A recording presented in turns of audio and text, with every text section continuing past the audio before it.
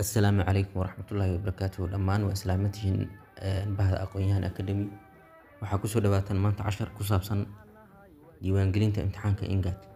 Imtixaanka INGAT wasaaradda waxbarashadu waxay shaacisay in uu soconayo bisha Muharram 20 ilaa 25 marka maadaama waqti aad u kooban aan haysano waxaan rabnaa halka in kaga soo gudbino video ku saabsan sida qofku isku diiwaangelin karo. Dabcan waxaa ka harsan 3 maalmood ama wax ka yar.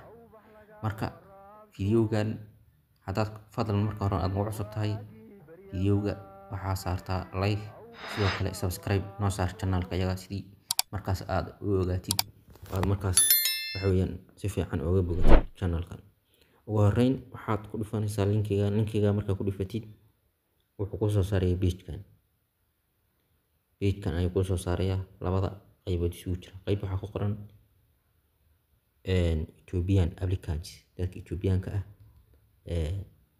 waxa weeyaan iyo dadka kale aan Ethiopianka ah marka aad wax ku dhufanaysaa dadka Ethiopianka qaybta kale ee Ethiopianiska waa dadka meelaha kale ka yimid ee aan Ethiopianka ahayn baa loogu talagalay. Adigu marka waxaad ku dhufanaysaa qaybtaas dadkaas aad ku dhufanaysaa kadib waxa ku soo baxaya page-kan ayaa ku soo baxaya. Halka waxa ku qoran marka phone number verification ama verify your identity aqoonsi baa lagu gelaya. Marka sanadkan sanadka hore wuxuu kaga duwan yahay INGAT waxa lagu gelayaa fayda ama national ID marka wuxuu noqday shuruud waxyaalo badan lagu xiray oo ganacsiga kamid waxyaalo badan haddana imtixaanka sidoo kale imtixaanka masterka iyo PhD ka lagu gelayo INGAT ka ah baa lagu xiray. Marka numberka ku dul qoran ee fanka la yiraahdo baa halka gelinaysaa halka ayaad gelinaysaa waa number 16 digit ka kooban. Marka tusaale ahaan sidaan oo kale u gelinaysaa markaad gelisid waxa ku dhufanaysaa continue registration with fayda ku dhufanaysaa halka hoose ayaad ku dhufanaysaa ee falarto hayso kadib aadna ku sii dhufanaysaa markaad gelisid oo aad ku dhufatid waxa ku soo baxaya okay. Marka hadda waxa noo soo baxay bogan baa ku soo baxaya bogan isla mar aadna laftigiisu ku weydiinaya enter your phone ku celi ku leeyahay hadda 16 kii aad ku celinaysaa marka koor buu ku soo diraya koor ayuu ku soo diraya halka get OTP ay ku qoran tahay baad ku dhufanaysaa marka si koorka aad u heshid. Okay dabcan koorka uu soo diraya marka halka numberkaas halkaas ayuu koorka u soo diraya koorkaad gelinaysaa marka iyadana message-ka numberkaaga caadiga ah ayaad ka fiirinaysaa message-kaaga caadiga ah numberkaaga caadiga ah shirkadda kugu soo dirsay maadaama marka hore numberkaaga la hayay. Marka tusaale ahaan waa gelinaysaa sidaan oo kale waad u gelinaysaa markaad si u gelisid baa verify oranaysaa xaqiijinaysaa waa ku dhufanaysaa kadib waxaa ku soo baxay sawirkaagii iyo numberkaagii iyo waxaasoo macluumaadkaagii baa ku soo baxaya dabcan marka halkaan markaad joogtid personal information waxaad gelisay national ID-ga ahaa intaas baa ku soo baxaysa macluumaadkaagii oo dhan halkaas laga tixraacay. Marka waxaa ku dhufanaysaa meesha ay ku qoran tahay next halkaas ayaad ku dhufanaysaa next ay ku qoran tahay. Marka ku dhufatid waxaa ku soo baxay bogan waxaa ku qoran contact information macluumaadka guud baa ku qoran waxyaalaha la rabo inaad buuxisid gmail-kaaga numberkaaga programka dhiganaysid meesha ku qaadanaysid intaas ku qoran marka buuxinaysaa halka wuxuu ku leeyahay information-ka gmail-kaaga gelinaysaa halkaana numberkaaga gelinaysaa si hadhow lagala soo xiriiro contact information baa la yiraahdaa. Marka intaad gelisid baa waxaa samaynaysaa programka marka adigu master baa tahay PhD baa tahay maadaama labadaas hadda imtixaankan khuseeyo marka ka tahay baad dooranaysaa tusaale ahaan PhD haddaan ka dhigno kale PhD inaad tahay waxaa ku dhufanaysaa PhD meesha ay ku qoran tahay.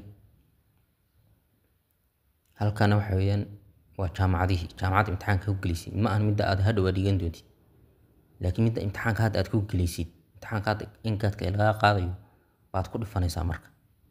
haddii Jijjiga tahay, haddii Haramaayo tahay, haddii Addis Ababa tahay, midda adigu imtixaanka ku gelisay baad ku dhufanaysaa. tusaale halkan wuxuu noo dooray S2 jaamacadaas. halkan waxaa ku qoran accessibility information, waxa weeyaan indhaha iyo dhagaha miyaad si ka tahay, ma indha la'dahay, ma dhaga la'dahay. marka labada midna ma oranaysaa no baa ku qoran, no-daas u deynaysaa. maadaama qofka hadduu indha la'yahayna yes baa oranayaa, hadduu dhaga la'yahayna yes baa oranaya. marka haddii adigu indhahaagu caafimaadkaagu u taam yahay, sidaas baa uga gudbaysaa, negative baad oranaysaa marka.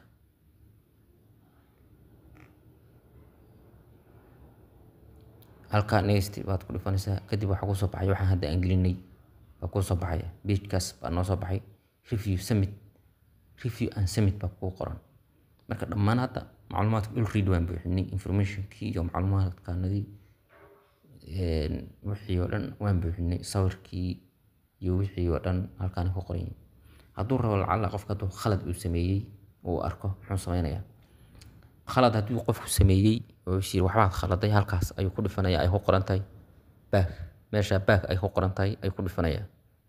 halkaa marka kadib buu tagayaa. hadduu ay sax ay tahayna oo wax dhiba aysan jirinna wuxuu ku dhifanayaa halka ay ku qoran tahay submit. halkaas ayuu ku dhifanayaa submit process. marka halkaa saas wuxuu gudbiyey. halkaa markii la joogo account caadi ah ayaa sameysanaysaa. accountigu wuxuu ka samaysan yahay Gmail, email iyo password cusub iyo emailkaaga caadiga ah baa gelinaysaa. marka laakiin si taas u fududaato Gmailkaaga tagaysaa. Gmailkaaga ayuu maadaama marka hore aad gelisid halkan ka activate garanaysaa. maadaama marka hore aad Gmailkaaga la hayay halkan ayay kugu soo dirayaan. marka waxay ku leeyihiin activate gare halkan ka activate garanaysaa. activate access Gmailkaagii halkan waa Gmailka aad u isticmaalto username-kaaga waxyaalahaas. marka halkan waxaad gelinaysaa password aadan iloobin baa halkan gelinaysaa. 2 jeer baad ku celinaysaa new password, confirm password aadan iloobin baa marka aad gelinaysaa. adna waad gelinaysaa. waxaa ku dhufaysaa activate. waa activate garaysaa hadda. marka hadda caadi ayaad u geli kartaa. emailkaaga iyo passwordkaagii haddeertan aad samaysatay baa caadi ugu gelaysaa.